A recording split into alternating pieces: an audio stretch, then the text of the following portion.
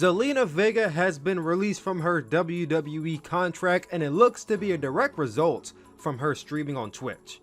We'll talk about why I think it's very petty of WWE, why we shouldn't be surprised, and why even though it's upsetting that someone lost their job over something that really shouldn't be the case, it could be best for her and the pro wrestling industry as a whole. New Japan Pro Wrestling has just kicked off their tournament merger between the World Tag League and the Best of the Super Juniors, and I talk about what a pristine honor it was to cover what I believe has been the longest New Japan show I've seen all year, and Dominion was 3.5 hours. And also, AEW Games was announced this week, and I talk about why, as a wrestling fan who prides himself on wrestling video games, what excites me about not one, not two, but 3 games announced underneath the AEW banner. Oh yeah, and they have t-shirts coming too as well. We're talking about all that and more on this, the 21st edition of the Chill Spill Podcast. The S is silent, by the way.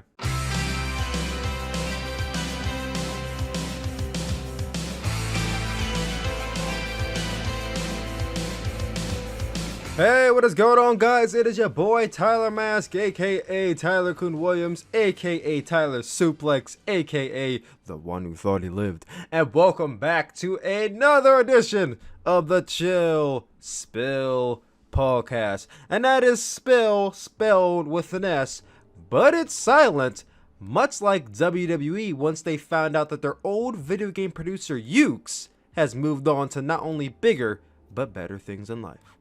And guys, welcome back to our 5th week live here on YouTube. And if you're watching this on Tuesday, Patreon.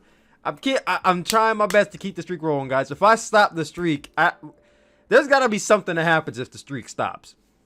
We gotta surpass Undertaker's streak of 20. That's my goal. Surpass the Undertaker streak. We gotta keep it going, guys. We just gotta keep it going. But let's do a little chant right here. All right, 5 weeks. 5 weeks, 5 weeks, 5 weeks. I'm so proud of myself.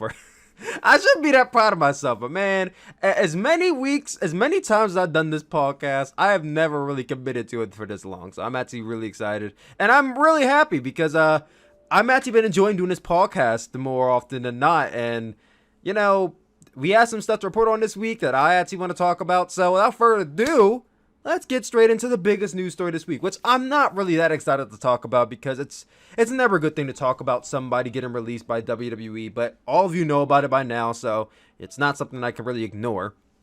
Of course, midday on November 13th of last week, it was announced on Twitter that Thea Trinidad, I tried to roll my R there, that didn't really work out too well, Thea Trinidad, who performs underneath the name in WWE Zelina Vega, was released from her WWE contract. It was a shock to a lot of people. I saw that she was streaming on Twitch, I believe that very same day, or maybe the day after. And she was very upset, talking about how she feels heartbroken by the whole situation. And it was very sad to see. And it's never a good thing to really be happy for somebody when they get released, because at the end of the day, they're losing their job. But we're going to talk about this. She did put out a tweet now. I think the interesting thing about this release is the timing of the tweet, the timing of the release. So 10 minutes before it was announced that she was released, and we still don't know if she asked for a release or if she was fired, because just because you got released doesn't exactly mean that you were fired. She could have asked for it and she was granted it. They didn't explain that, nor do they have to. It's kind of just led up to speculation. And until she says so, we won't really know. Just wanted to put that out there. It was 10 minutes before the tweet went out about her being released that she put out her own tweet that stated, "I support unionization." And that made it very clear about why she may have been possibly let go for the company. WWE detests the idea of a wrestling union. I mean, I've heard stories going back to 20, 30 years ago about when wrestlers would try to start a union and it would get shot down. People would not be on board. People would be scared of losing their jobs. Vince McMahon would laugh at the idea or threaten to fire people or just stuff like that. And it's really disgusting to think about the possibility of your company. And let me just say this right here. no company really wants a union to happen. You know, they set rules, they set their own laws for what goes on within the company. When a union is made, it's in a sense looks like you're going against the grain. You're trying to make your own rules, your own mandates for what is to happen within the company. And that's why the reason why not just WWE, you can go to any company. The thought of a union to them is just not really a good thing. Complying with them. And I'm not a legal person. I don't know anything that goes towards lawsuits. I don't know anything that goes towards what a union is because I'm not a part of one myself. But speaking to somebody who, you know, has spoken to people who have started unions or people who own a company that has a union a part of it, I know for a lot of people who own businesses, unions is something they kind of fear in a sense. So Vince McMahon not wanting a union doesn't sound too like far out there. Like, oh my God, Vince, like I understand that. Now the way he goes about it is just makes you grind your teeth. I mean, this woman puts out that tweet and then 10 minutes later she's gone from the company. Now I personally think that this could have just been sheer coincidence. I understand why people don't think it is. Completely understand why I don't think people think it is. But it could have just been absolute timing. I mean, I like to envision that reports went out that day that Zelina Vega was at SmackDown because she got released on Friday. So if she was at SmackDown when she got released, I would like to imagine that maybe they had this already worked out of maybe an hour or so prior. And maybe I'm wrong. Maybe I'm wrong and they decided they're going to fire her as soon as that tweet went out. Like, who would have saw that tweet immediately, pulled her in office and said you're fired? Like, I'm just trying to think in my head about how this scenario would have played out. And I'm just saying to myself, like, I don't think... I mean, I'm not saying one tweet didn't do with the other, but I don't think this was a direct result of her getting fired or her getting let go or her asking for her release. I think it was just a matter of her probably already knowing that she's gone and just putting that out there. And listen, because she put this tweet out there, she got the attention of somebody very important, but I'll talk about that a little bit later on. So I'm sure you guys are all up to date on the situation. WWE announced a couple months ago that all their talent are to suspend operations on third-party platforms like Twitch and Cameo. I don't really know if it extends out to YouTube as well. I like to assume that it probably would, but I think there's still a lot of guys like Liv Morgan and what's her name? Not Rhea Ripley. Her name starts with an R. No, it doesn't. Does it? Yeah, Ruby Riott. Ruby Riott. They have YouTube channels and they're still posting there. So I guess YouTube does not apply, or maybe they don't care. I would like to think that they do because guys like AJ Styles and Mia Yim, they suspended their operations on Twitch. So I like to believe if it leaked over to YouTube, they would probably stop doing it as well. Zelina Vega and Paige were among the two people who did not stop streaming on Twitch. And we're seeing it here. The effect is true. The effect has gone into fruition that if you do not comply, you will be either fined or released. And Zelina Vega looked to have been let go. Paige has not been let go. And I said it before and I'll say it again. I don't think they're going to let go of Paige. Paige will probably have to ask for a release for them to let go of her because Paige is very, very important to that WWE branding. She has a whole movie about her that was produced by The Rock. It's a big-time Hollywood movie. She's been with the company for so many years. She's a big staple for them. She has a story of her getting injured, and it would be very... I know it's very fucked up in Zelina Vega's part, and I'm not trying to undermine her getting released, but I think it would be a much bigger story and a much bigger PR disaster for them if Paige got released. Like, imagine how it would look for them if they released Paige instead of Zelina Vega.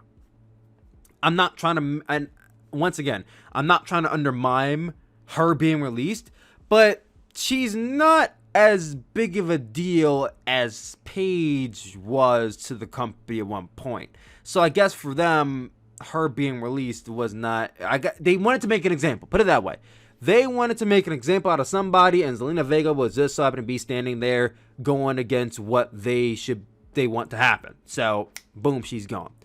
Now, of course, this might shriek some fear into some people. We'll see if Paige still continues to stream after this. Actually, while I'm at it, let's head over to twitch.tv because obviously Zelina Vega kept on streaming. I'm actually following Paige on Twitch, so I couldn't just go straight to her Twitch stream and see if she's still streaming over there. Videos. No, please. Wait, no, wait. I'm just looking at her schedule right now. She has not streamed in the last few days, it looks like. Says that she's scheduled to go live this Tuesday and Thursday, so we'll see if she goes live this Tuesday. Amidst the release of Zelina Vega.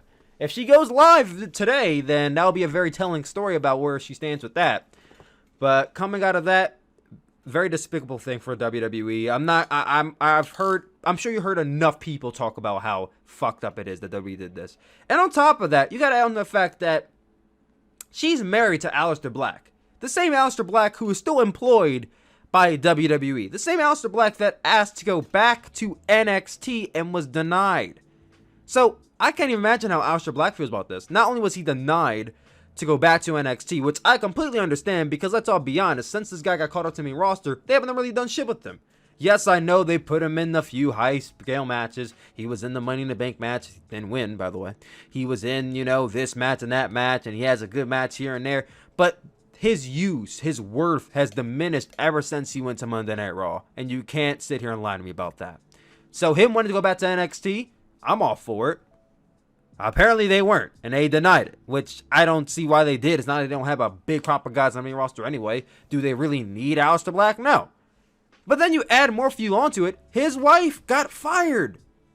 Got fired from and what's really head scratching for me is that that Twitch channel, A to Z on YouTube, it's a joint Twitch stream. I believe Zelina Vega and Aleister Black both stream on there. Now, if I'm correct, Zelina Vega was the one who was primarily doing it. Maybe Aleister Black joins her. But Aleister Black was on Twitch too, so why didn't they release Aleister Black? Why did they just make an example out of Zelina Vega?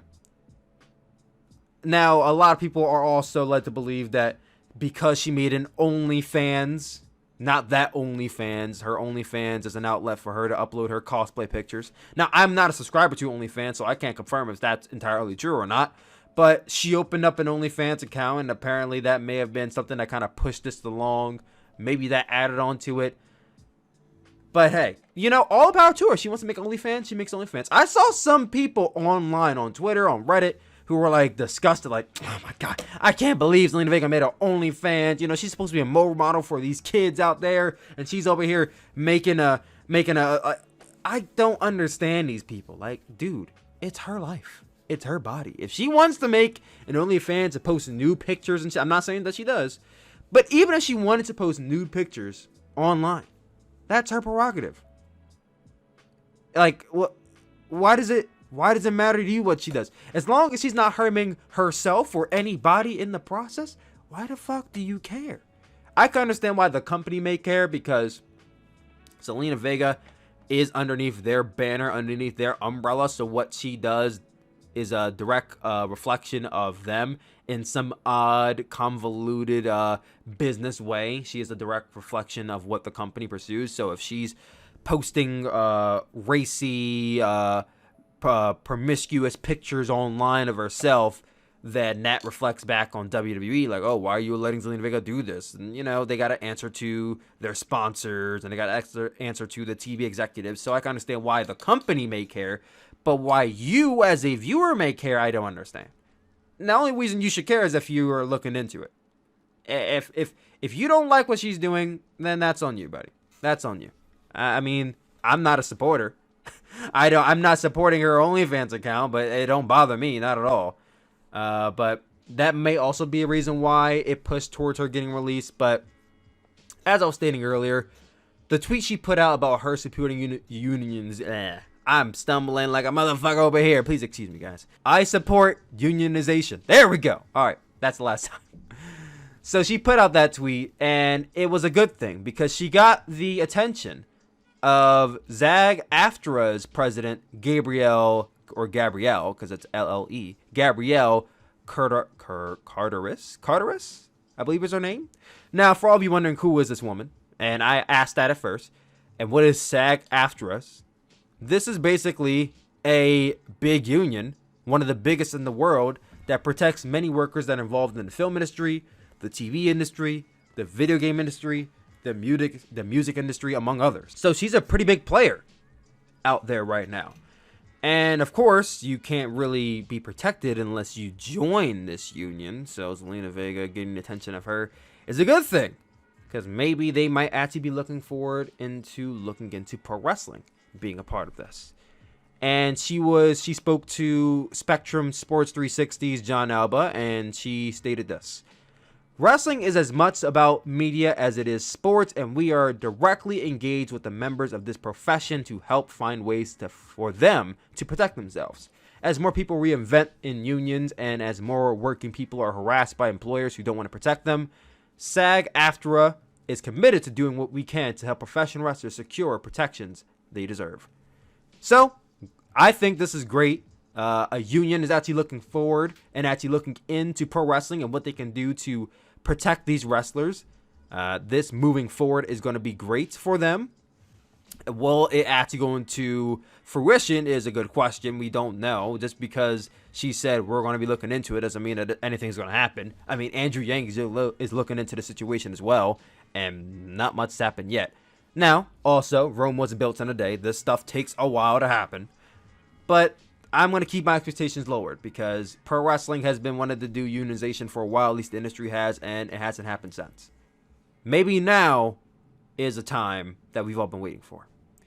Not just for fans, as really the fans don't really matter in a sense, but for wrestlers. Because we as fans, we care about these wrestlers.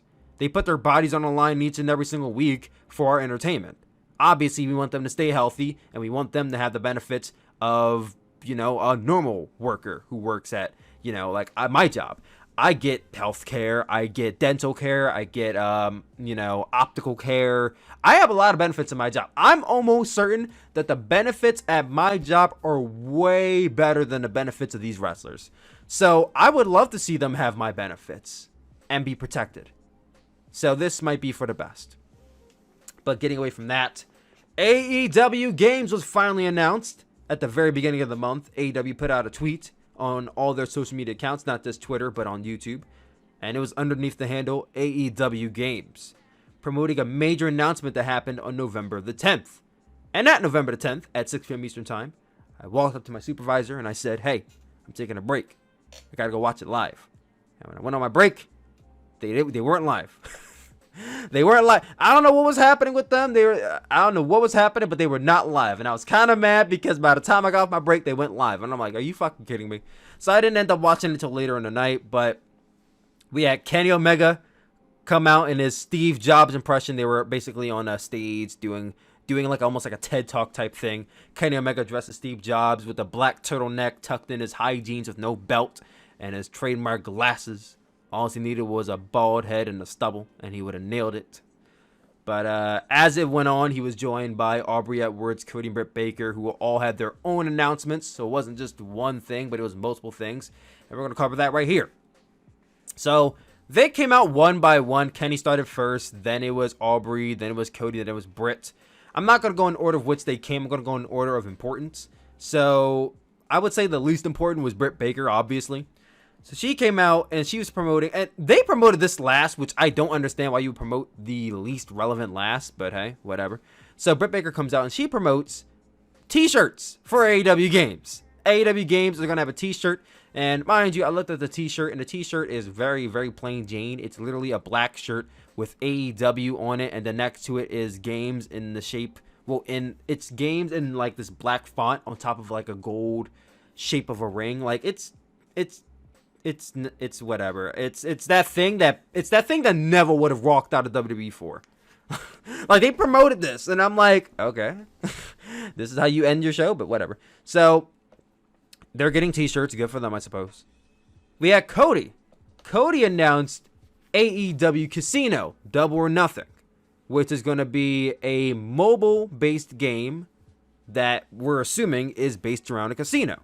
Now, we didn't have any gameplay. We didn't have much of anything really to lead on to it aside from the VTR, which was Kenny Omega walking into a casino. You see a bunch of wrestlers. They're playing slots. They're playing poker and all this type of stuff. And that's all we got from it. John Moxley's on the center of the logo. So I don't know what to make of it. I'm guessing that this is going to pander to an audience that likes to gamble, because it's not pandering to me. I don't really care about casinos. I've been at a casino maybe like 2 times. The first time was Double or Nothing weekend. And I remember because I played with Marco Stunt and he beat me for $20, and I never really played again after that. I played one more time when I was in like New Jersey, and I still was not good, and I haven't played since. I don't know. I don't find the appeal in casinos. That's just not for me. But hey, they're doing big business. They've been doing big business since the dawn of time. So I could see this pandering to somebody. I can easily see this being something along the lines of a Candy Crush or Bejeweled. I'm sure you guys remember what Bejeweled is, right? Something like that. Maybe like one of those slider games, or maybe I don't know. I don't know where this is heading. It does not at all seem like something I would be interested in, I'll be honest. But there's an audience for it, I'm sure. It's coming out this winter, so I'm assuming it's coming out next month. We should be getting more information on it very soon, but look out for that. We also had the announcement of AEW Elite General Manager, which was announced by Aubrey Edwards. It looks to be a General Manager mode, one that many fans have asked for since the days of SmackDown vs. Raw 2008, which was, I believe, was the last game that had General Manager mode for WWE at least. You know, ever since then, they had games that pander to this, like TEW and EWR, and Fire Pro Wrestling World actually just made their own type of GM mode that they call, what is it, Fire Promoter? Someone's calling me. But they have their own GM mode for Fire Pro Wrestling World, and now AEW is creating their own. Now, they did announce this is a mobile game. This will not be on consoles, which immediately I was not too big a fan of, because I don't play mobile games. I haven't played mobile games since I was in high school, honestly. So, But the narration from Excalibur describes it as this. Think you can do better? GM mode is back and better than ever. Sign your favorite AEW talent and start building your league. Book your own matches and watch the action unfold. They also showed a graphics of like these cutout wrestlers fighting each other. Wasn't anything like graphically appeasing, but you know. See how your booking is scored in the ranking system and manage your cash flow, fan, and locker room morale. Otherwise, you'll be down for the count. So, we're getting our GM mode. I'm excited about that. I don't know if I'm too excited about it being for mobile game, but hey, if there were anything to get me back into mobile gaming, this might be it. So, I'm looking forward to it. And then finally, which was announced first, we had the announcement of the unofficially titled AEW video game. We saw the VTR for it. It was very much CGI based. I have a feeling that's not how the game's going to look in final production. And if it is, I will be shocked. But we saw Kenny Omega, Chris Jericho facing off.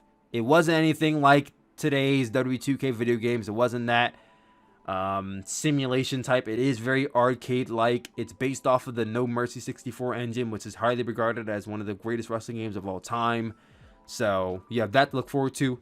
Also, you have the director of that No Mercy 64 video game, who I did not write the name of because it's a long name. It's a long and confusing name. He is signed on to help production with this game. Kenny's pretty excited about it. I know a lot of people are excited about this. We've been asking and begging for an AEW video game since its inception. I didn't honestly think we were going to get one this soon.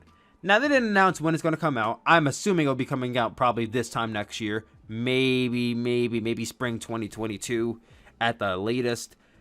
But hey, we're finally getting an AEW video game. A video game underneath another wrestling banner for a pro wrestling company. I'm excited for this nonetheless. And listen, as far as my thoughts go, I'm just amped, man. It's not really much I could comment on because we don't really know much about the game outside of, hey, this is based off of No Mercy, this is a GM mode, and this is whatever Casino will be. So that's all I really have to say about that. I'll give you guys more updates as we get them coming in. I'm following AEW Games on Twitter. I have no insider, so I can't really comment on that, but hey. Don't forget, we also do have a pro wrestling game coming out very soon that's made by Virtual Gaming. No, Virtual Basement. My mistake. The Wrestling Code. That's coming very soon, whenever that may be. So keep your eye on that as well. So getting into some more pro wrestling news, NXT looks to be getting a new surge of talent very soon. Independent pro wrestler Alex Zane was scheduled to wrestle his last independent wrestling match at DCW this month, which he did. He wrestled Tony Deppen. I watched it. It was a good match, and I sent off for him. And rumors are flying around. Is he going to NJPW? Because after all, he was part of NJPW's North American tour for really, I would say, since the beginning of the year. At the very beginning of the year, he faced off against Lance Archer. I believe it was in their Georgia show in January. And then when they come back for the New Japan of America tour, I believe they started, when did they start? They started in like August, I believe. Alex Zane was on a lot of those shows. Well, I would say a good few of those shows. So Alex Zane has been a good staple for New Japan Pro Wrestling. So maybe he's going to New Japan. Maybe he's going to AEW. AEW has been signing a lot of talent recently. They could be having their eye on him. Or maybe he's going to NXT. And it was confirmed by Dave Meltzer of the Wrestling Observer newsletter that Alex Zane has rumored to have signed with NXT. So good for Alex Zane. He's going to NXT. I could see a bright future out of this guy. I had my eye on him for the last year. I don't remember when my first match. I'm pretty sure the first time I seen him was GCW Backyard Wrestling last year. And he did that, I remember, because he did a, what was it?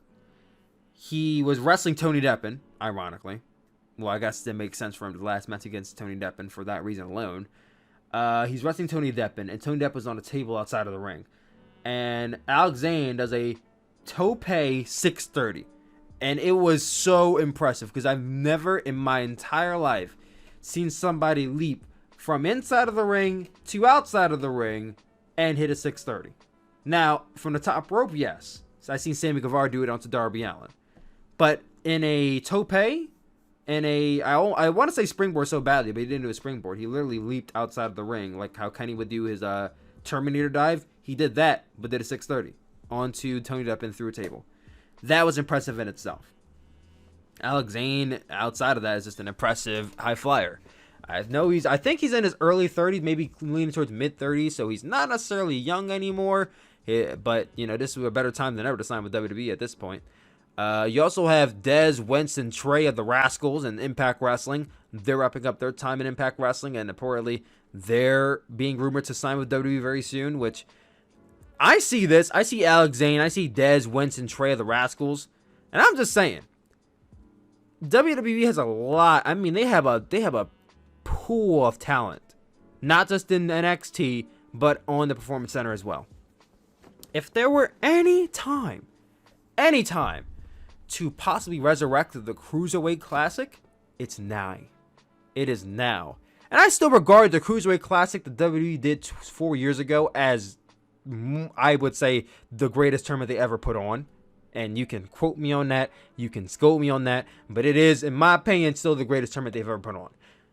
I would love to see them do it again, but they seem to just never have the time or the talent. I mean, they have the talent, but they don't really have a lot of the bigger name talent. And now that independent wrestling is as well known as it is now, and you have AEW talent, you have Impact talent you could possibly pull from. I mean, you can't pull from AEW or Impact, but when they leave, you can.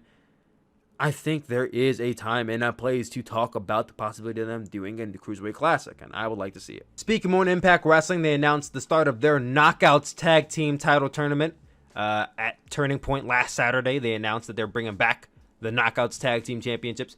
We spoke about Zelina Vega earlier in the podcast.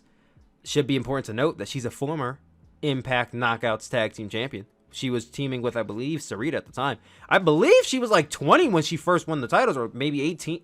She was very young. How old is Zelina Vega now? Because I know she won those titles 10 years ago in 2010. Zelina Vega. She's 29 now, and she was born in December, so more than likely she was 19 when she won those tag team titles. So wow, she was a champion at a very young age. She's very young still, very, very young. Extremely young when she won those titles. 19, wow. But yes, they announced the tag team title tournament, and I have the brackets for you guys right here. I might tune into Impact Wrestling for this tournament because I watched Impact Wrestling at a time when they had these titles established. But in this tournament, you have the team of Tenille Dashwood and Alicia versus Havoc and Njpw. Only person I know from that entire team or tag team match is Tenille Dashwood and Havoc. Alicia and Njpw I've seen from the Impact Claimversary show, but that's as far as I know about them. The next match is the most interesting one. You have Killer Kelly and Renee Michelle versus Jordan Grace in TBA. a mystery opponent, a mystery tag team partner. It intrigues me because Killer Kelly, to my knowledge, well, at least at the point when I saw this, to my knowledge, was signed to NXT UK. But then I looked deeper into it, and she actually was released from NXT UK. I don't remember she asked for released, or she just got released. But she no longer works for NXT, so she was free to wrestle wherever she wants. Renee Michelle, she was never signed to WWE. Unless I'm got my facts mixed up here, I know she's married to Drake Maverick, and she was on TV with Drake Maverick for a while during the whole Maverick being a simp angle. But she never really signed with them, so this isn't too surprising. But the Jordan Grace TBA pairing there, that could be interesting. You know, a lot of the talent for Impact Wrestling's knockout division's already in this match. So the only other person I can think of that's signed to Impact that may be in this might be at Madison Rayne. Anybody else it could be. So, got my eye on that. You have Kiera Hogan and Tasha Steelz versus the Sea Stars, the team of Ashley Vox and Delmi Exo. I believe they're a independent tag team. I've heard of them. Haven't seen them wrestle, but I've definitely heard of them, so I can't wait for that.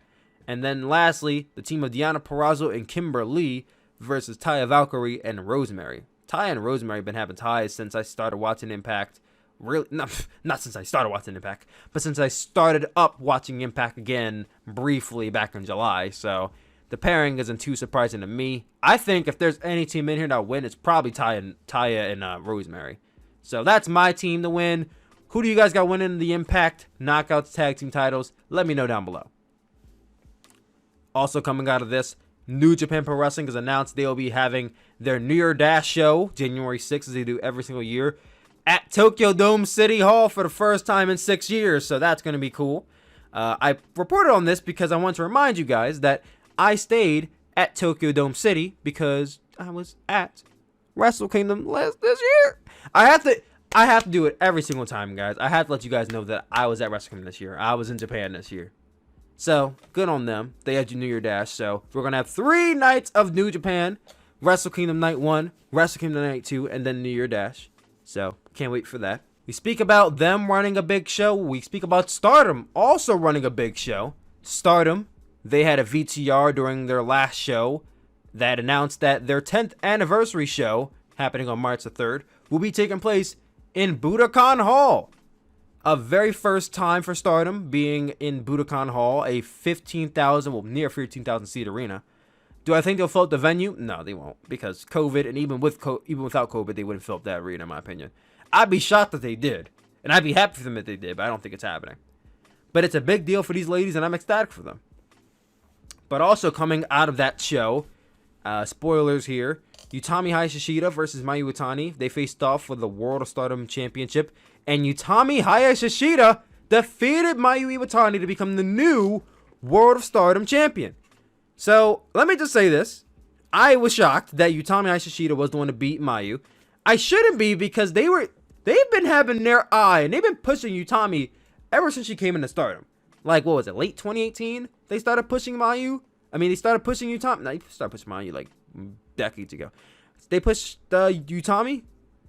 So I shouldn't be too surprised by this, but I thought it was going to be Momo. I'll be honest. At the very beginning of the year, I said Momo would be the one to do it, and Utami beat her to it. So good for Utami. Momo, however, looks to be the next challenger for Utami and her World of Stardom Championship. Could we possibly see Momo defeat Utami for the title this soon? I think this is a very real discussion we could have here. Utami Hayashishita was never the person I had in mind to beat Mayu. But, at the same time, they obviously see a lot of star power in Utami. They also see a lot of star power in Momo because they've been pushing her for years. They haven't pushed her to the extent of her being the world champion. She's been the Wonder of Stardom champion, but not the world champion yet. Does it make sense for Momo to beat Utami for the title? Yes, I think it does. They have that history. They're part of the same faction. They've had that friendly feud going on for the last few months. Do I think it will happen is the question. I honestly don't know, and that's why I love Stardom so much. The unpredictability about it. And I think I probably would be able to predict it a lot more if I watched Stardom more consistently, but I don't, and that's why I love this. When it's happening, I don't think they announce when it's happening. I'm almost certain they're not going to wait until March to do it. They're going to do it sometime this year. You know what? What's the show called? Their year-end climax they had last year was one of their biggest shows of the year. Expect the year-end climax this year. Usually happens around Christmas time. Expect Utami Hayashishita versus Mayu Iwatani to happen at New Year climax. If it does happen, I don't know. I honestly do not know who I think was going to win that match. Part of me wants to say Momo wins, but I don't know if they're going to have Utami literally lose in her first defense. I mean, you could have Utami lose the first defense and win it back soon, but I don't know. I don't know, but I'm really excited to see what happens there. Congratulations to Utami Hayashishita, and congratulations to the ladies of Stardom for getting that spot at Budokan Hall. Alright, so now with all that being said, let's now hop into some New Japan Pro Wrestling. So NJPW just a few days ago, I would say pretty much almost a week ago, held the opening night for both the World Tag League and Best of the Super Juniors. I went live on Twitch for the show. First things first, let me just say, this is a long-ass show. This show, I think, was like 3 hours. And before the pandemic, most New Japan shows, like, if it wasn't like a main show, like a Wrestle Kingdom, or Dominion, or King of Pro Wrestling, or even Power Struggle, like, or G1 Climax, like, if it wasn't a finals for a tournament, or it wasn't a big show, I would say on average, these shows went 2.5 hours, maybe 2 hours if we're lucky. But to see a 3-hour-long show after being graced with plenty 2-hour shows from New Japan, I think even once upon a time we had a show that was like an hour 50 minutes. Like I've almost been kind of, what's the word? Not adapted. That's not the right word. I've almost gotten used to this new format of New Japan where it's like, okay, match, intermission, match, end the show. And we don't really have too much any filler matches, and a lot of the time it's singles matches. But here, you have 2 tournaments happening, so you gotta pay attention to both tournaments and what's happening. I just didn't like this format. Was not a fan of the pacing of the show at all. But since this did take place like a few days ago, I have my notes down, but I might, some of it may slip my head as I'm going, so I'm just gonna cover what I wrote down here. So the first match we start off with the World Tag League. We had Toru Yano and Tomohiro Ishii versus Bullet Club's Chase Owens and Bad Luck Fale.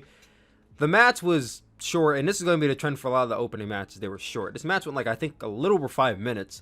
I like the finish of the match. The finish of the match is cool. So you have Yano trying to be goofy. He tries to lift up Fale, and Fale's big ass ain't going nowhere. So Fale lifts up Yano. He has Yano like a slam position. Ishii kind of pushes Fale over, and Yano falls on Fale, and you have Chase Owens is like trying to break it up. He runs over and tries to splash Yano, but Yano gets out of the way, and he splashes Bad Luck Fale. So now Toru Yano lays on top of Chase Owens and hooks Fale's leg. So now you have Owens on top of Fale, and then his leg is being pulled up by Yano, so there's nowhere he can go.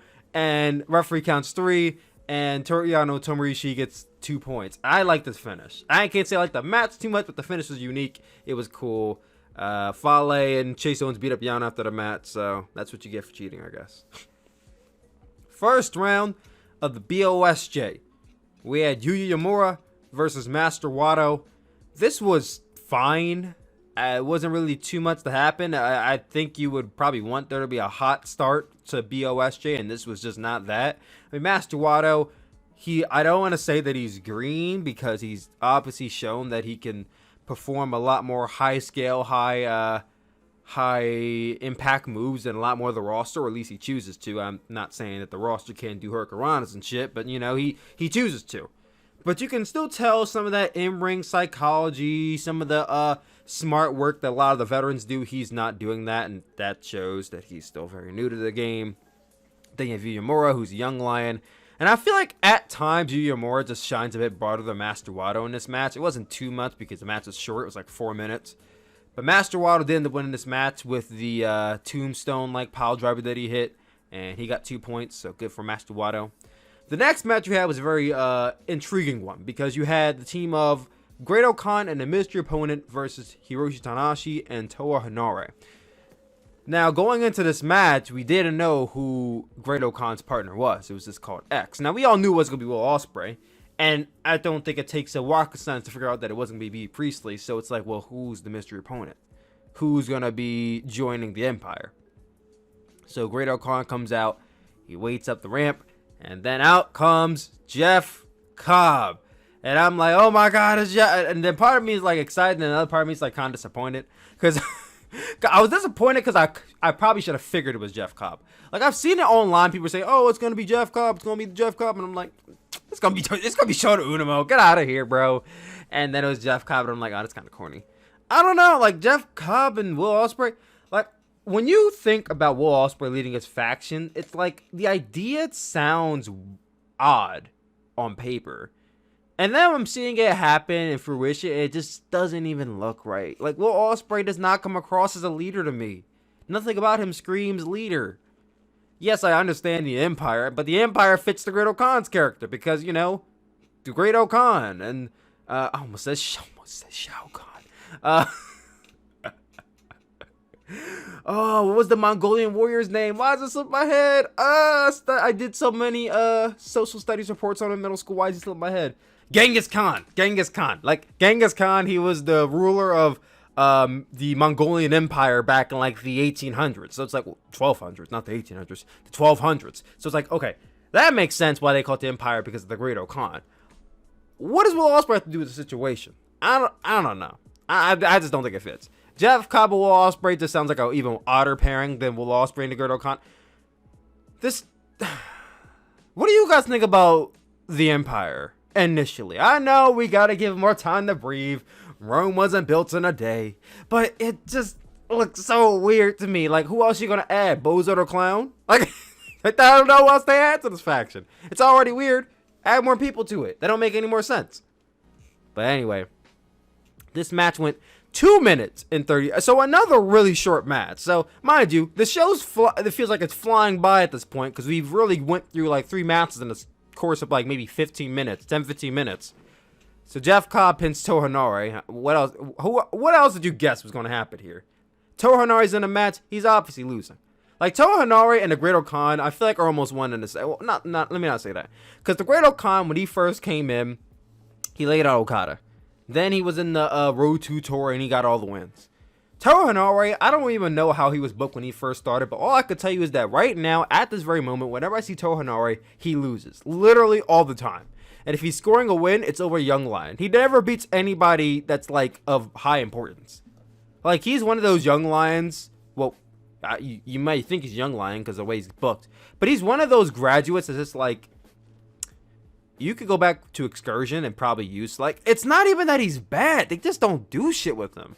Like, I wish I could know how good he is. And I've seen him in, like, a good match here and there. I think I remember vaguely a match that he had with, like, Shota Umino about, like, in 2018. And he had a really good match in the New Japan Cup, I think, of 2019. But, like, they don't use this man at all. You know, don't be surprised. Don't be surprised if he joins the Empire, too. Just saying. Could happen. So, after that, we then get into another Best of the Super Juniors match. You have Robbie Eagles versus Doki. This was actually good. This was the first match that actually was like, okay, now we're actually getting somewhere. Robbie Eagles was targeting Doki's leg. Doki was on a lot of the defense for this match, which was kind of confusing for a second, and then it flipped back into his favor. And then Robbie Eagles made the comeback, and he later hit the 450 splash onto Doki's leg, and then locked in the Ron Miller special and got the submission victory. So Robbie Eagles won that match. Good for him. Then we got into the World Tag League. You had the heavyweight tag team champions, Zack Sabre Jr. and Taichi, Lord Taichi, versus Yoshihashi and Hiroki Goto. 2/3 of the Never Openweight 6-man tag team championships. They went up against each other in tag action. This was also a pretty decent match. It wasn't anything super special.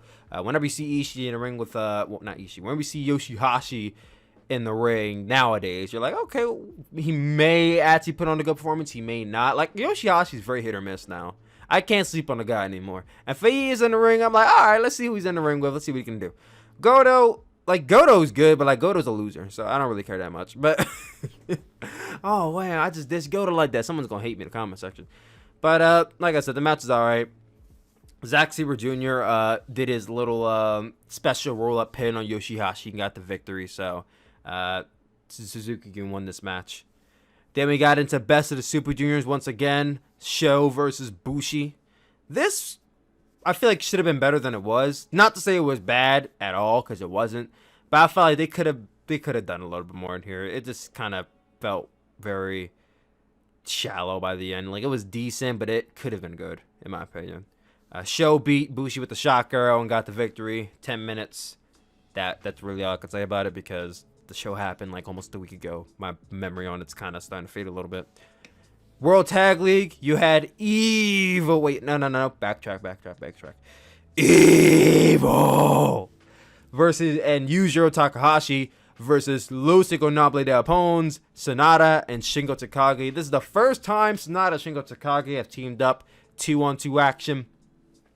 I don't know what to expect from this match aside from straight insomnia, this cure from insomnia, because it's Evil and Sonata. And I almost am starting to get to this point where I dislike Evil now. Like, I really badly want to like Evil. He has a bumping theme song. He has a bumping character, at least the character that the Bullet Club Evil. But every match, Dick Togo interference, the use of the chairs, the baseless, almost boring limb targeting. It's the same thing. And they get to Sonata. And Sonata, we all know he's no fucking good. You think Shingo's going to save the day, but then you have Shingo and Evil in the ring, which intrigues me because you have the former heavy of LIJ and Evil, and then a current heavy in LIJ of Shingo. So they could make magic, right?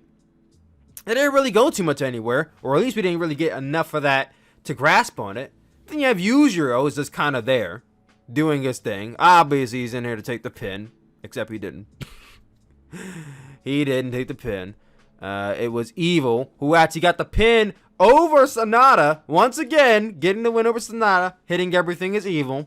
So Sonata takes the L once again, and everyone's probably sitting here like, oh, well, Sonata and Shingo are probably going to win the World Tag. You know what? If they probably will. I think at this point, they probably will end up winning the World Tag League, because Sonata, I almost feel kind of bad. I almost feel kind of bad for Sonata. And look at it this way.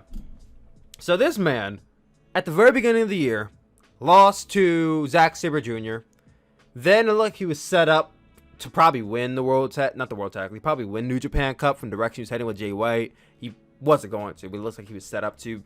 Then they went on break. They came back. He lost New Japan Cup because Evil turned heel and stomped him in the dick.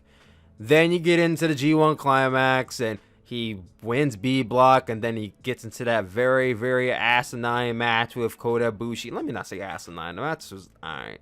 The very match with Kota Ibushi and loses, even though he was one of the few men who actually beat Tetsuya Naito in the G1 Climax. Somehow he's just not getting a title shot, which I just find really funny.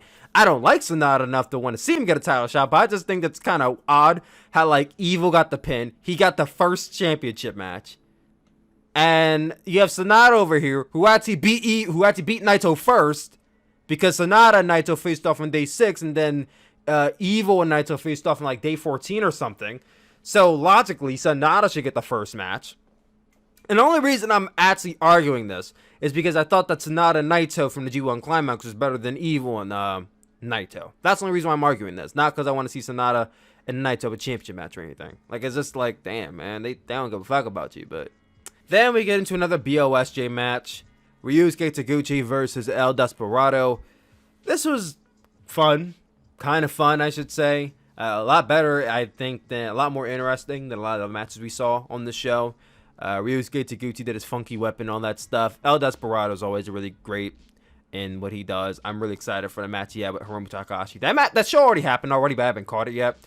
But Ryusuke Taguchi did end up winning the match with a roll-up, so that's how we got there. And then the main events for each tournament, we had the World Tag League, the return of Tama Tonga and Tongaloa of the Guerrillas of Destiny versus FinJuice, David Finlay and Juice Robinson, a rematch from Wrestle Kingdom. This match was actually good.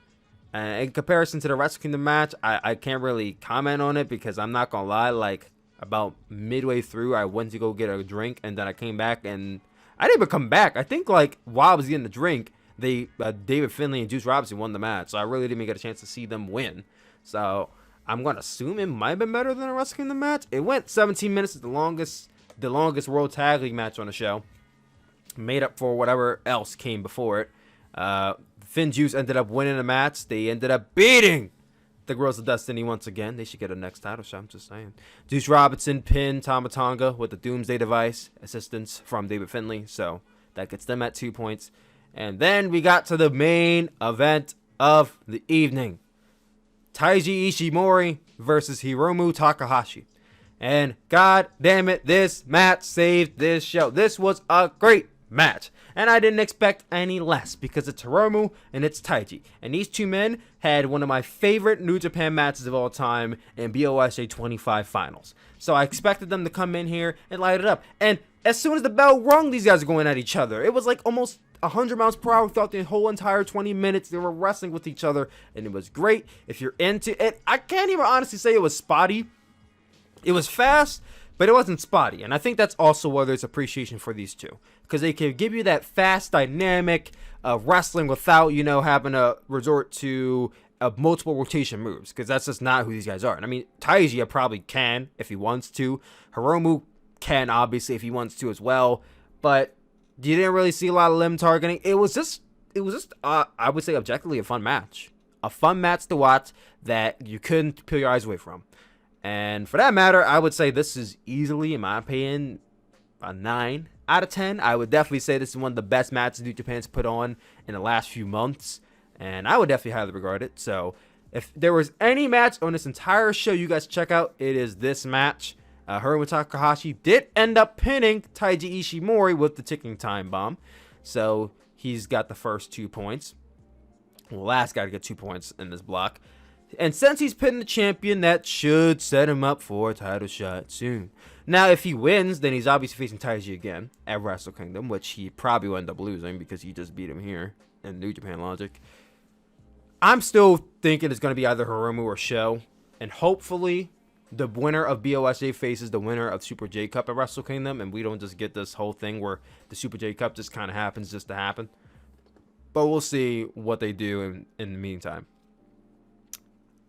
Commenting on this a little bit more, like I said, that was a very long show. Not one I probably will ever watch over again, but I'll definitely check out the main event. Going forward, I know you guys are wondering, what am I doing with the World Tag League and Best of Super Juniors? If you're watching this on YouTube, obviously I don't review New Japan on YouTube much anymore. All of my content for New Japan goes on patreon.com/TylerMask. Go check it out. The $1 tier gets you access to all of that New Japan content that you're missing out on. I will be reviewing Best of the Super Juniors. I'll be honest, after deep consideration, a lot of walks in the park, a lot of deep sleeps I decided I ain't watching the fucking World Tag. I'm sorry, I'm not watching World Tag League. I don't care. I don't care enough about the World Tag League to watch that shit. I'll keep you guys updated, give you guys results for what's happening, but I'm not watching it. Instead, what I've decided to do is watch Stardom. If you guys were here for my Dominion live stream, what was the last show? If you were here for my Power Struggle live stream, during the main event of Power Struggle, Evil versus Naito, I turned that show off and I turned on Stardom and I watched Takumi Iroha versus Mayu Iwatani from the Goddesses of Stardom Tag League. So to replace the World Tag League, what we're going to be watching or viewing will be the Stardom Goddesses of Stardom Tag League tournament. Now, of course, the tournament already did happen. Some of you already know who won. Low-key, I already know who won, but guess what? During this tournament, we had plenty of singles matches. We had 2 world title matches. Plenty of other matches in here to splice it in, so it wasn't just the tournament. It was other things going on. I've been wanting to cover Stardom for a long time. I think there's no time better than now than to cover Stardom. So, if you guys are in for some reviews for Stardom, then hit the like button and say, yeah, let me get a hell yeah in the chat if you guys are ready for some Stardom reviews. So, BOSJ and Stardom. The Stardom reviews will go up on YouTube as well. They will be going up on Patreon 1 to 2 days earlier and will hit YouTube at a later time. So you guys will get your fix of Stardom. Don't worry, I'm not exclusively making that for Patreon as well. But the Patreon backers will be getting it first. It will be starting that likely either tomorrow or Friday, so keep your eyes out. after this, we then get into AEW Dynamite. So last week's AEW Dynamite emanated once again from Daly's place in Jacksonville, Florida. Are you guys shocked? I'm not. The show once again happened a week ago, so my memory's a little bit faint. I did take notes down, but I don't want to go over this show completely, blow by blow everything that happened, because, like I said, happened a week ago. But we opened up with Brian Cage versus Matt Sydal. Matt Sydal, as I'm recording this, because I actually taped this, I taped part of this the day before, and I'm taping part of this the next day. So if you're hearing this part, I actually taped this part on Wednesday. As of this recording, Matt Sydal is actually signed to AEW now, so kudos to him. We're going to be seeing him a lot more often on Dynamite and probably even Dark, because you guys know AEW signed so many talent that they can't fit him on Dynamite every single week. I thought this was a good match. Wasn't really too estranged from your typical David Goliath match where you have the big guy wrestling the little guy and the big guy storming around, the little guy has to fight from under. It's not too far off from it, but they did do some good stuff in here. Brian Cage secured the dub after, which I thought this looked dumb, and I've seen that before, and I still think it looks dumb. So Matt Sydal is going for a dive. You have Brian Cage standing up, and Matt Sydal is going for something. Now, from what it's supposed to look like, looks like Matt Sydal should be going for some type of body splash or dive or whatever, and Brian Cage catches him. However, it literally just looks like Matt Sydal leaped into Brian Cage's arms so that way the move could be taken. Like, stuff like that. I know pro wrestling is fake, we all know this, but stuff like that, you just look at and you're like, buddy, you're not helping my case here. Like, I want to try and get more people invested in pro wrestling. When they see stuff like that, it doesn't help. But Brian Cage won the match. After the match, Pretty Ricky Starks comes out and he says he has his eyes set on the TNT Championship. My first question and only question is, why is this feud still going on between Ricky, Brian, and Darby? I feel like it should have ended already. Like, this feud's been going on for long enough. I don't know why it's still going on, honestly, but I guess we need something for Darby to do, and we can't find him any other opponents. No other opponents but Ricky Starks and Brian Cage, I suppose, but whatever. Then we got the segment that I know all of you have seen. You have all been waiting for me to talk about. Cody Rhodes. He comes out to the ring and he congratulates Darby Allin. And he tells him, I have my eyes on the future. So for right now, I will not be invoking my rematch clause, but I got my eye on you, Darby.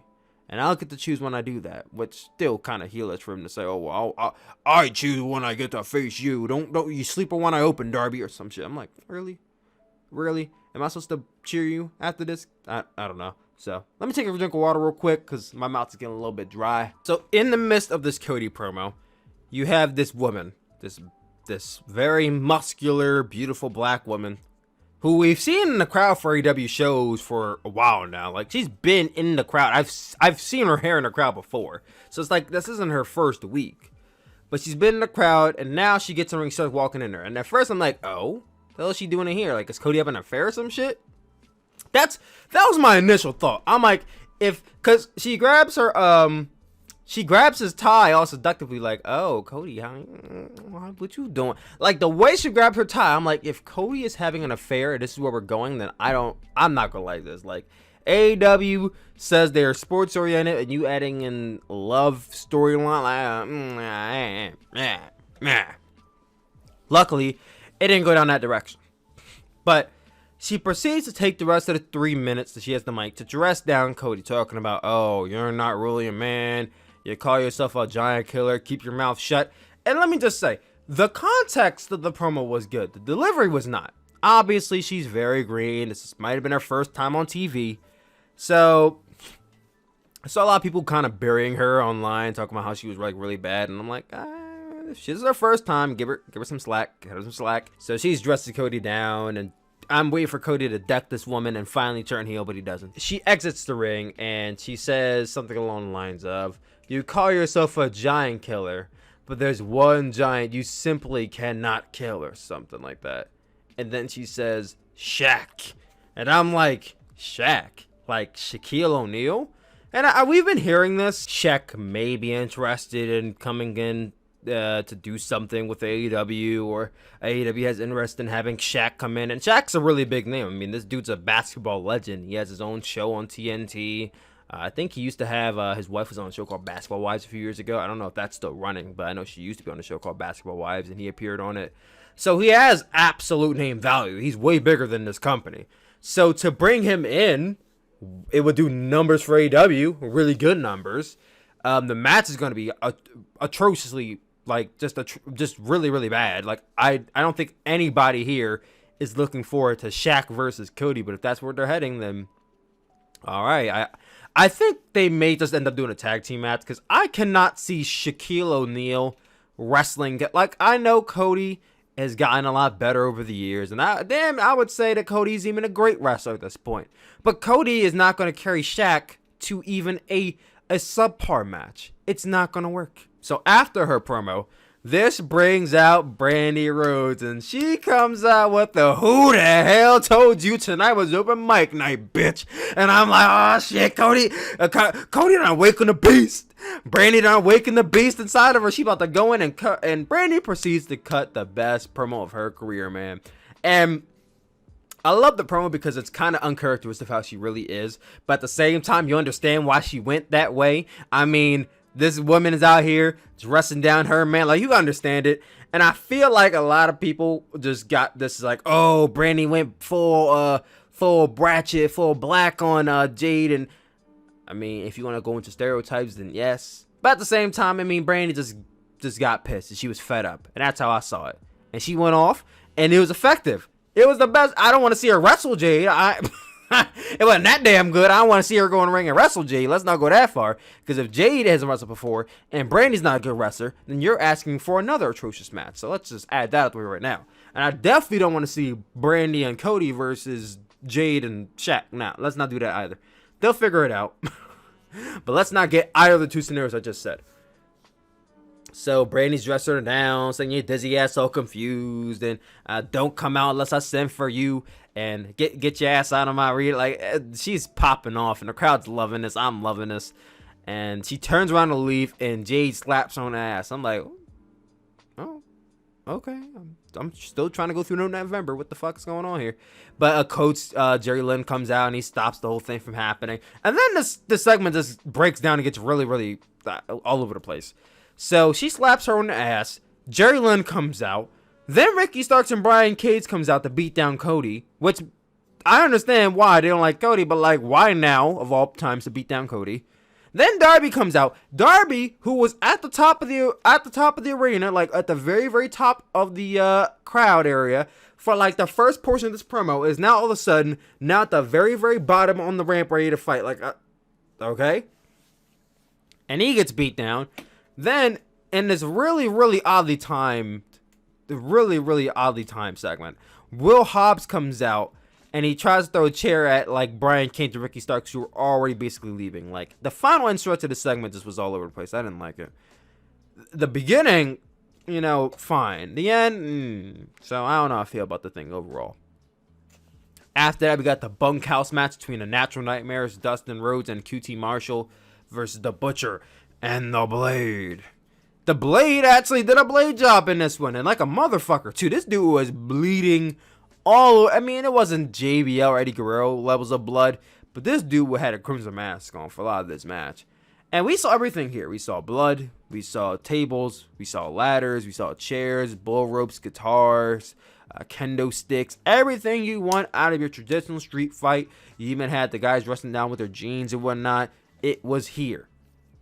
And it was really good. I enjoyed it. QT ended up getting hit with the diamond cutter from Dustin and got pinned. So the Natural Nightmares won this match. It was really good. I thought it was even a pay-per-view quality match that we got between these two teams. So I really enjoyed this. May have been my match of the night, but maybe as I go, I'll probably think of something else. Matt Hardy had a promo in here telling Sammy Guevara not to squander his opportunity. So thank God that's the end of the feud. MJF, he got his induction into the inner circle. This man started quoting Drake as he went. Came up, that's all me. Stay true, that's all me. MJF is the best. But he quoted Drake. That's really all I can say about this promo. The Young Bucks in a backstage segment confirmed that this week, they'll be facing a new tag team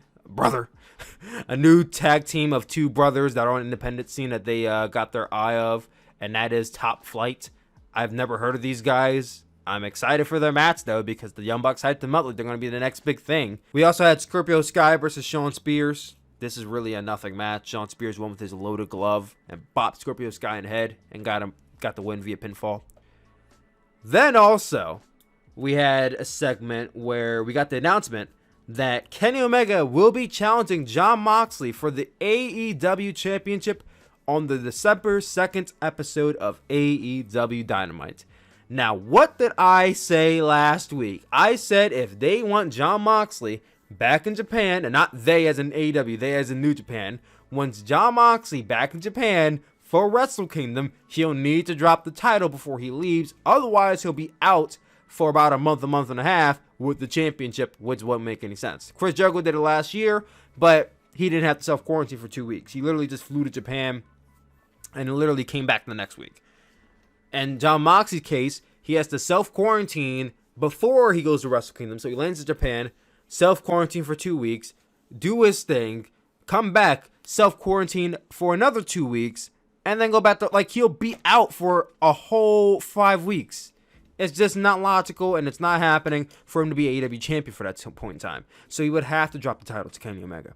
I said December 16th. They said December 2nd. Hey, the sooner the better, right? Keep it doing an angle where he gets injured or something. I think, like I said last week, I think Kenny Omega wins. I think we do a rematch at AEW Revolution.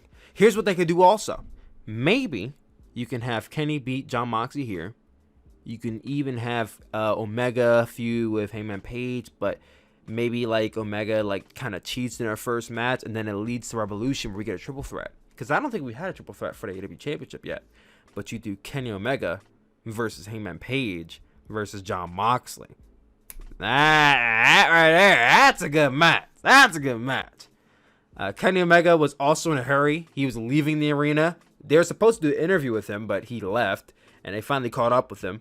He's talking to somebody on the phone, and then he brings up how the fans been talking about wanting to clean her back, but maybe he'll be back sooner than we think.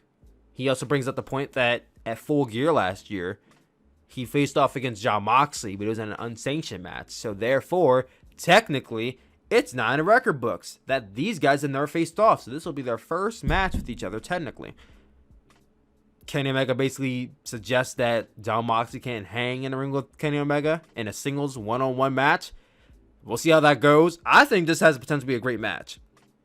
If anyone could take Jon Moxley to his best match yet, it's Kenny Omega. And put it this way, the best Jon Moxley matches I've ever seen have all happened in New Japan. So you have Kenny Omega talking about being a cleaner again. This is set to be another great match. After this, you have Tay Conti versus Red Velvet.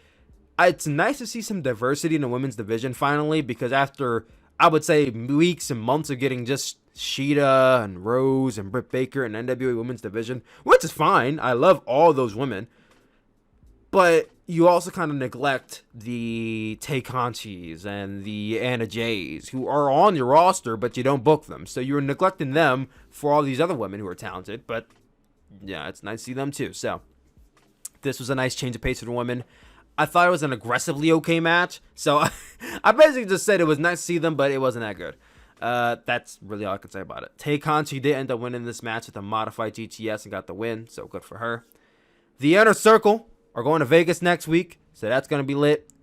And then the main event of the evening, we had Rey Fenix versus Pentagon L0M in their rematch from just a few weeks ago in the AEW title eliminator tournament. This was also a really good match. I don't know if I would say it was better than last. You know what? It was better than our first match, but there's one aspect of it that I didn't like, and that was them tearing at each other's masks. Now, in Lucha Libre culture, the mask is very sentimental. It's very important. And when you get unmasked, it's a very huge deal. Most of the time, if you get unmasked, you don't wear a mask ever again. And here, these guys were tearing at each other's masks. Now, I've seen this plenty of times in Lucha Underground and other Lucha Libre wrestling. But it's usually reserved for like very, very intense blood feuds. It's like these guys aren't in an intense rivalry with each other. So why would Pentagon be trying to tear at Phoenix's mask? Like, they're brothers. They're tag team partners. It just didn't really make too much sense for that to be happening. Like, I get they're adding that aspect of intensity, but it just seemed like it wasn't really needed or had its place in this match. Like, if you eliminated the mass-tearing match, it doesn't make it a worse match by virtue. It's still really good. It just feels like this is put in just to be put in and add more to it that didn't need to be there, in my opinion. But, like I said, really great stuff in here. Pentagon won the match with the Canadian Destroyer outside of the ring. Got him in the ring and pinned him. Thank God. I was going to be really pissed if he hit a Canadian outside the ring or a Mexican Destroyer.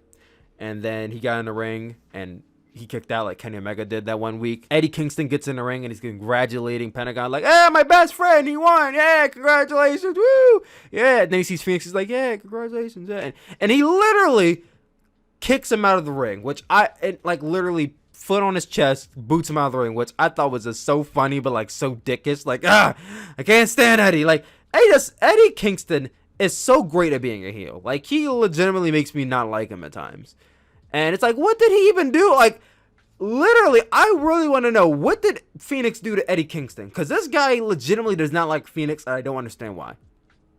Why does Pentagon not like, what did Phoenix do? That's my question. What did Phoenix do for him to be so disliked by Eddie and his own brother? I don't understand it. Maybe this guy understands it, because as this is happening, the bastard Pac returns. His theme song hits, the crowd goes crazy, and he's like, "Did you think I'd be gone forever? The bastard's back, and you made a very, very big mistake." And he faces off with Eddie Kingston, and officials come out to have a bit of a breakup, and you know, it's just really intense stuff. Eddie and Pac are going to be feuding very soon. That's going to be great. I'm expecting us to get Eddie and Pentagon versus Phoenix and Pac maybe at that December 2nd show. I'm assuming that's going to be a very loaded show, because you got Kenny and John Moxley on the show. You might as well just load it up and do $1 million. Because why the hell not? But yeah, that's where we're at. That was Dynamite last week. It was a fairly good episode, I would say. This week, tonight, episode of Dynamite, we have a few matches confirmed. We have Darby Allin and Cody Rhodes versus Brian Cage and Ricky Starks. That's going to be good. Hopefully soon we get an end to this Brian Cage, Ricky Starks hatred from Darby Allin. Because like I said, this feud's been going on since Double or Nothing back in May. It's about to be December. Let's move on. Something else. Preferably Darby versus the rest of the roster. Please. Thank you. We also have Kip Sabian versus Orange Cassidy. Can Miro also just fuck off with Kip Sabian and go somewhere else and, do something? And not go somewhere else like leave AEW, but just, I don't know, this pairing of Kip Sabian and Miro, it's stretching out, because I'll say it again. What happened to the wedding? They brought Miro in as the best man for Kip Sabian's wedding. This best man, I'm going to throw you the best bachelor party ever. And the bachelor party has not happened. When did Miro come into AEW? Hold on, Miro AEW debut. Just September. The end of September. Okay, so it's been a month. It's been 2 months, because it's September 10th. It's been 2 months since he's debuted in AEW. Why has this wedding never even been mentioned in the last, few weeks? Have they just forgotten about it now? I don't know. Whatever. We also have the Young Bucks versus Top Flight. That should be really good. You have the Blade versus Pac. At the very end of the show, they confirmed Pac versus the Blade for next week, which I was like, okay. Well, I don't know why you guys announced it right this second as we're going off air. Poor the Blade. First, he has to do a Blade job. Now he's going to lose to Pac. My man getting buried. I'm just kidding. He ain't getting buried. We also have Serena Deeb versus Thunder Rosa. Got roll my eyes there. Thunder Rosa for the NWA Women's Championship. This is going to be really good. Nice to see Thunder Rosa back in AEW. But once again, another week where they neglect the AEW Women's Championship. I'm a little bit tired of talking about this, but I'll say it again. Treat your own championship like it matters. Please. And then finally, John Moxley and Kenny Omega are having a contract signing tonight as well. That should be really, really good. And that's all I have to cover right now. We have some Q&As. I asked my Patreon backers, what should I talk about this week? And Mason Goldberg once again delivering the questions. Big shout out to Mason Goldberg, Aaron Caravan, Liam version 1s, and Njpw Fan 10. Big shout out to those guys. I appreciate you all very, very much. Mason Goldberg asked me 3 questions. The first one was, do you think unionization or doing away with independent contractor statuses of wrestlers is actually a close reality or still very far off? Oh, easy answer. It's still very far off. There's a reason why wrestlers have not unionized since the dawn of time. It's because A, it's very hard to get one together. B, it's very hard to get a bunch of wrestlers or really a group of people in general to agree on one thing. And 3, or C, whichever one I said first, I just feel like there's a lot of obstacles in order to stop them. Now, with the lady from SAG-AFTRA getting in contact with Zelina Vega, maybe that moves gears along, but we're still very far off from one. I mean, we've gone this long without one. It's very likely we may never have one, but hopefully we're in the right direction as of right now, because I really want to see these guys get what they deserve. And in the good way, not the bad way. Vince get what he deserves in a bad way. But these wrestlers who work under him and who work for AEW and Impact and ROH and all wrestling companies, if you're a wrestler, you deserve some type of benefit, some type of coverage. I mean, maybe if you're like just starting off, maybe you got to work for it. I don't know how it's going to work. I don't know how they're going to lay it out. That's not my business. I'm not a contractor. I mean, I'm contracted to my own job. You know, I'm not a contractor. I don't make any lawsuits. I don't do any of that stuff. So I don't know how it works. But hopefully they can negotiate a contract for their terms that will meet WWE or any other wrestling companies policies. They can come together and they can have a good working relationship off of that. He also asks, who do you think is the best wrestler in the world right now, excluding Ibushi? Sorry. If I can't say Kota Ibushi, you know, I've been believing that Shingo Takagi is the best wrestler in the world for a very long time, so I'm gonna have to go with Shingo. Shingo always. I can't think of a time where Shingo just kind of laid back and just didn't do something dynamic that I really liked. I mean, there's some matches that he has that I'm not really don't really care for, but I haven't seen a bad Shingo match. You know what I mean? I haven't seen a bad Shingo match. He's always out there killing it. So, Shingo, maybe next answer would be Ilya Dragunov. I've been saying this guy's awesome for like the longest time, but now everybody takes note of it because he had that match with Volta. But Ilya will be up there. Hiromu Takashi's also really damn great at what he does.